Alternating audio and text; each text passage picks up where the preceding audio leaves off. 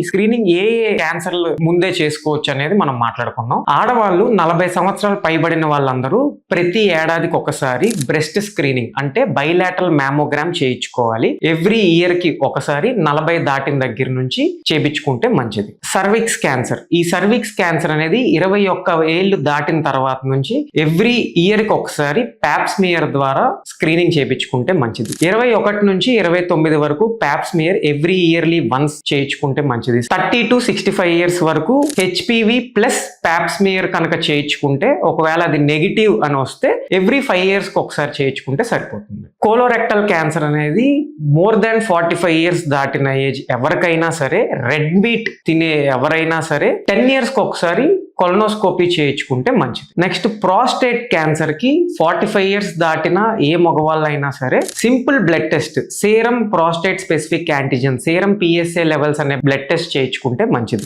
Lung cancer screening వచ్చేపటికి more than 50 years దాటిన వాళ్ళకి ప్రతిరోజు ఒక సిగరెట్ ప్యాకెట్ 10 ఏళ్లుగా తాగుతున్న వాళ్ళు, లేదా 20 ఏళ్లుగా తాగుతున్న వాళ్ళు, లేదా 2 సిగరెట్ ప్యాకెట్లు 10 ఏళ్లుగా తాగుతున్న వాళ్ళు, క్రానిక్ స్మోకర్ అనే వాళ్ళు 50 ఏళ్ళు దాటిన తర్వాత ఏడాదికి ఒకసారి సిటీ చెస్ట్ చేయించుకుంటే మంచిది. స్క్రీనింగ్ అనేది హెల్దీ పీపుల్లో చేయటం వల్ల, వితౌట్ ఎనీ సిమ్టమ్స్ రాకముందే చేయటం వల్ల ఎర్లీ డిటెక్షన్ ఉంటుంది. మోస్ట్ కామన్ గా ఇండియాలో breast cancer, cervical cancer rate చాలా హైగా ఉంది. అందుకోసమే స్క్రీనింగ్ అనేది ఇండియాలో చాలా ఇంపార్టెంట్.